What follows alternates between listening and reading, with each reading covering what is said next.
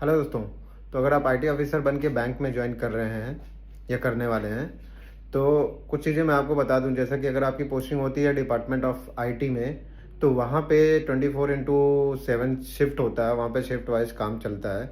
तो आपकी शिफ्ट लग सकती है। अगर आप हॉलीडेज़ के दिन भी आते हैं तो आपको उसमें डाइम मिलेगा, मतलब कि एक दिन की सैलरी मिलेगी, या फिर आपको एक कॉम्प ऑफ मिलेगा, मतलब कंपनसेटरी लीव मिलेगी। वो आप किसी भी दिन ले सकते हैं। तो वो उनके रूल्स रेगुलेशंस के हिसाब से होता है। तो कुछ लोगों को सिर्फ इतना ही पता है। मैं बताता हूँ अंदर की बात क्या है। ये सिर्फ वही होता है जहाँ पे 24/7 काम होता है, जहाँ पे शिफ्ट वाइज काम होता है।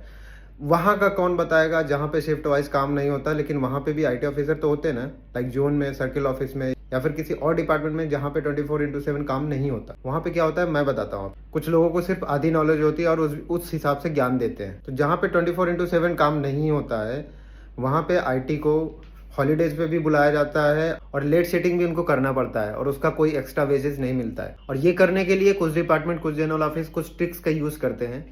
जैसे कि आपको 10 बजे के बाद बुलाएंगे, और आपको जो शिफ्ट का टाइम होता है जनरल शिफ्ट का 10 से 5 या 10 से 6, उसके पहले आपको भेज देंगे या फिर लंच में भेज देंगे। तो आपका तो आधा दिन खत्म हो ही गया ना। आप जो जो सुबह से सोचा था वो तो आपने किया ही नहीं, वो तो आप कर ही नहीं पाया, और उस हिसाब से फिर आपको ना तो कॉम्प ऑफ मिलेगा ना तो डाई मिलेगा।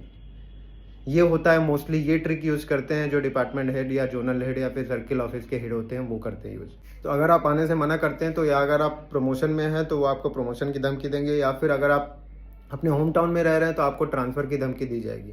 और ये सब चीज़ से डरने के लिए लोग जाते हैं बिना डाइम, बिना कॉम्प ऑफ के।